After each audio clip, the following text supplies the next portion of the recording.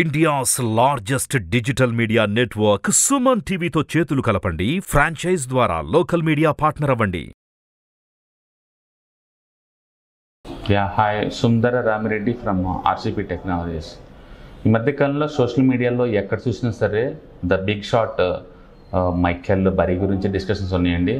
ఎందుకంటే ఈసారి అతను హెవీగా అంటే 90% ఆఫ్ ఇది బిగ్గెస్ట్ పోర్ట్ఫోలియో మొత్తం కూడా పుట్ ఆప్షన్ బై చేసి అండ్ అమెరికన్ మార్కెట్ కొలాప్స్ అవుతుందని చెప్పేసి బెట్ కాస్తున్నాడు. దాంతో ఎక్కడ చూసినా సోషల్ మీడియాలో ఇతని గురించి డిస్కషన్ అనమాట, మైకెల్ బరీ గురించి. ఇతని మీద ఇంతకుముందు మూవీస్ కూడా వచ్చినాయండి, ద బిగ్ షాట్ అని చెప్పేసి చాలా ఫేమస్ మూవీ అది. అండ్ సో ఇతను 2005లో సబ్ప్రైమ్ క్రైసిస్ అప్పుడు కానీ, లేకపోతే హౌసింగ్ క్రాష్ 2008లో కానీ, గ్లోబల్ ఫైనాన్స్ క్రైసిస్ కానీ అది కరెక్ట్గా ప్రిడిక్ట్ చేసిన వ్యక్తి అనమాట. అందుకని ఇలాంటి సెలబ్రిటీ బేర్స్ కనుక భారీ ఎత్తున బెట్ కాస్తున్నారంటే మార్కెట్ న్యాచురల్గానే ప్యానిక్ అవుతూ ఉంటుంది. అందుకని లాస్ట్ 10-15 డేస్ నుంచి ఎంటైర్ వరల్డ్ మార్కెట్స్ అన్నీ స్లోగా గ్రాడ్యువల్గా డౌన్ అవుతుంది. ఈ టైంలో ఇలా మైకెల్ భారీగా 90% ఆఫ్ ది ఈజ్ పోర్ట్ఫోలియో మొత్తం కూడా మార్కెట్ క్రష్ అవుతుందని బెట్ కాస్తున్న న్యూస్ రావడంతో ఒకసారిగా డిస్కషన్ వీనిందనమాట. నిజంగా మైకెల్ భారీ చెప్పినట్టు ఇంతకుముందు సక్సెస్ఫుల్గా సబ్ ప్రైమ్ క్రైసిస్ని బ్రేక్ చేసినట్టు ఇప్పుడు కూడా అవుతుంది అంటే చెప్పడం కష్టమని చెప్పాలండి. ఎందుకంటే మైకెల్ చెప్పినట్టు 2008లో జరిగిన మాట నిజం, 2005లో జరిగిన మాట నిజం. అదే Michael number of times bet కాసాడు మార్కెట్కి ఆపోజిట్గా.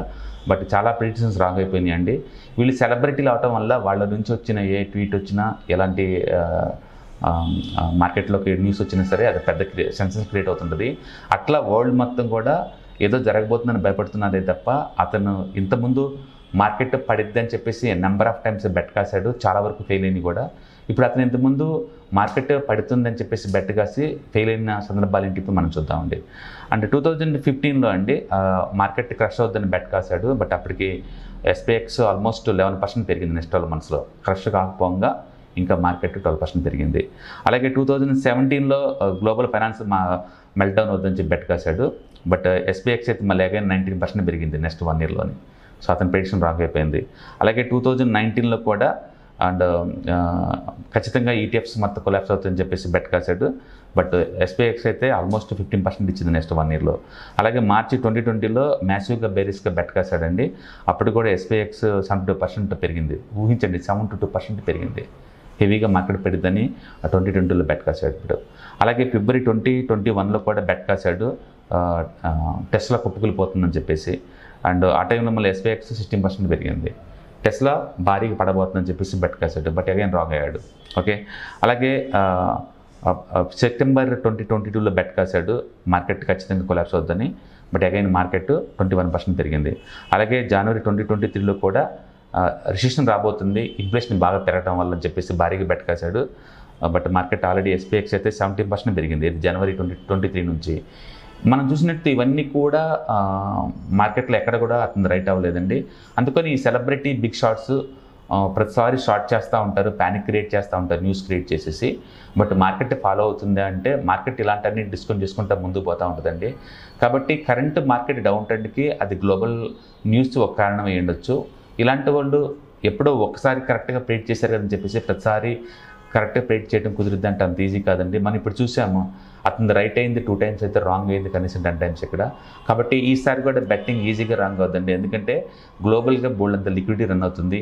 లిక్విడిటీ టూ మచ్గా ఉన్నప్పుడు మార్కెట్ కొలాప్స్ అవడం అంత ఈజీ ఏం కాదు. అందుకని ఈవెన్ అమెరికన్ మార్కెట్ కూడా ఈజీగా రికవర్ అయ్యే ఛాన్స్ ఉంది. ఒకసారి బ్రేక్అవుట్ అయిన స్టాక్స్ ఫుల్ బ్యాక్ రావడం మామూలు విషయం అండి. ఈవెన్ ఇండియన్ మార్కెట్లో కూడా 19,400 దగ్గర స్ట్రాంగ్ సపోర్ట్ ఉంది. అది దాటితే 18,500 దగ్గర వెరీ స్ట్రాంగ్ సపోర్ట్స్ ఉన్నాయి. ఈ ప్లేస్లో ఎక్కడొకసారి సపోర్ట్ తీసుకుని మార్కెట్ రివర్స్ అయ్యే ఛాన్సే ఉంది. కాబట్టి బేరిష్ రాబోతుంది, రిసెషన్ రాబోతుంది అంటే చాలా కష్టం.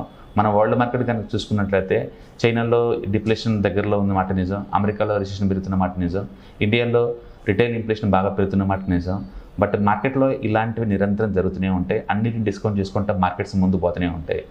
ఓకే, కాబట్టి స్టాక్ మార్కెట్లో ఎవరో ఒక బిగ్ సెలబ్రిటీ షార్ట్ కొట్టాడంత మాత్రాన మార్కెట్లో హెవీగా క్రష్ అయ్యే ఛాన్స్ ఉండదండి. ఒకవేళ మీరు కూడా హెవీగా షార్ట్ పడదామనుకుంటే మైకెల్ బరీ లాగానే బహుశా 19,000 లేదా 15,000 పుట్ కొనుక్కోండి. అది ఒక్కొక్కటి ₹1 వస్తుంది పుట్ ఆప్షన్ తీసుకుంటే. అండ్ ఒక 5 crores 10 crores వర్త్ అంటే ప్రీమియం కనుక మీరు 1 రూపీ పే చేస్తే ఒక లాట్ దొరికిద్దండి. అట్లా మీరు కావాలంటే 100 లాట్లు 200 లాట్లు కొనుక్కొని పక్కన కూర్చోవచ్చు. అమెరికాలో బెట్ కాసేవాళ్ళందరూ అలానే కాస్తారు, క్యాపిటల్ ఏం పెట్టండి పెద్దగా. అందుకని వాళ్ళు ఏదో హెవీగా బెట్ కాస్తున్నారు, కొన్ని ట్రిలియన్ బెట్స్ కాడుతున్నారు మార్కెట్ తోటి అని చూడమాకండి. వాళ్ళు ఎప్పుడు మార్కెట్ చాలా దూరంగా తక్కువ ప్రీమియం వచ్చి వాటిని కొని బెట్ కాస్తూ ఉంటారు. రాంగ్ అయినా సరే వాళ్ళు పెద్దగా ఎఫెక్ట్ కాకుండా చూసుకుంటారు. అందుకని బయట వచ్చే ఇలాంటి న్యూస్ నమ్మకండి. మార్కెట్ ఏదో కొలాప్స్ అవుతుందని చెప్పేసి మీ పోర్ట్ఫోలియో క్లోజ్ చేయమాకండి. మీకు కావాలంటే మా పోర్ట్ఫోలియో ప్రొటెక్షన్గా కొన్ని పుట్ ఆప్షన్ కొనుక్కొని టెంపరీగా దీన్ని ఇలాంటి ఈవెంట్ నుంచి అవాయిడ్ చేయడానికి ట్రై చేయండి తప్ప ప్యానిక్ అయ్యి మార్కెట్లో మనం పోర్ట్ఫోలియో క్లోజ్ చేయాల్సిన అవసరం లేదండి. అండ్ అమెరికాలో ఇలాంటి న్యూస్ స్ప్రెడ్ చేయడం ఇది మామూలు విషయం అనమాట. ఇలాంటి మామూలు విషయాలే. గుర్తుపెట్టుకోండి, 2 days బ్యాక్ చైనాలో బిగ్గెస్ట్ రియల్ ఎస్టేట్ కంపెనీ దివాలా తీసింది. బట్ స్టిల్ మార్కెట్స్ దాన్ని అన్నింటినీ కూడా అబ్జర్వ్ చేసుకుని ముందు పోతూనే ఉన్నాయి తప్ప ప్యానిక్ ఏం అవటం లేదు. So market knows everything, market going discount everything. Dow theory ప్రకారం మార్కెట్కి అన్ని డిస్కౌంట్ చేసుకుంటూ ముందు పోతూ ఉంటుంది. కాబట్టి మైకల్ షార్ట్ కొట్టాడని ఒక రీజన్ తోటి వరల్డ్ మార్కెట్స్ డౌన్ అవుతాయంటే అయ్యే ఛాన్స్ లేదు. సో 1 way రూట్లో నడిచిన ఈ బుల్ మార్కెట్లో ఇలాంటి ఇంటర్మీడియట్ కరెక్షన్స్ అనేది మామూలు విషయం అండి. అండ్ ప్రైస్ కరెక్షన్ కానీ టైం కరెక్షన్ కానీ మ్యాండేటరీగా వస్తూ ఉంటుంది. సో ఇండియన్ మార్కెట్ అయితే 19,000 దగ్గర చాలా స్ట్రాంగ్ అండి. ఎక్కడైతే బ్రేక్అవుట్ అయిందో ఆ ఫుల్ బ్యాక్ అక్కడ చాలా స్ట్రాంగ్ సపోర్ట్ ఉంటుంది. కాబట్టి మనం 19,400 దగ్గర ఫస్ట్ సపోర్ట్, అది ఫెయిల్ అయితే కనుక 19,000 లేదా 18,500 ఈ ప్లేసుల్లో ఖచ్చితంగా మార్కెట్ సపోర్ట్ తీసుకొని అక్కడ టైం కరెక్షన్ లేదా ప్రైస్ కరెక్షన్ అయిపోయి మళ్ళీ రివర్సల్గా 21,000కి నెక్స్ట్ మార్చికల్లో వచ్చే ఛాన్స్ ఎక్కువ ఉంటుందన్నమాట. కాబట్టి ఇండియాలో ఫండమెంటల్ చాలా స్ట్రాంగ్గా ఉందండి. ఇన్ఫ్లేషన్ కొంచెం డిస్టర్బ్ ఉన్నా సరే but overall market it's okay అనమాట. కాబట్టి ప్యానిక్ అవ్వకుండా లాంగ్ టర్మ్ చూస్తున్న వాళ్ళందరూ కూడా టెంపరీగా మీరు కావాలంటే పుట్ ఆప్షన్ బై చేసుకుని పోర్ట్ఫోలియో ప్రొటెక్ట్ చేసుకోవాలి తప్ప మైకేల్ బెట్ కాసాడని చెప్పేసి మార్కెట్ అగెనిస్ట్గా మీరు బెట్ కాయమాకండి. ఇండియన్ మార్కెట్కి ఎవరైనా సరే ఆపోజిట్లో బెట్ కాస్తే అది టెంపరీ అండి. లాంగ్ టర్మ్ పాయింట్ ఆఫ్లో పెరగడమే తప్ప తగ్గడాలే ఉండదు. అందుకని always go long unto the Indian market, don't go for short. Okay, all the best. Thank you.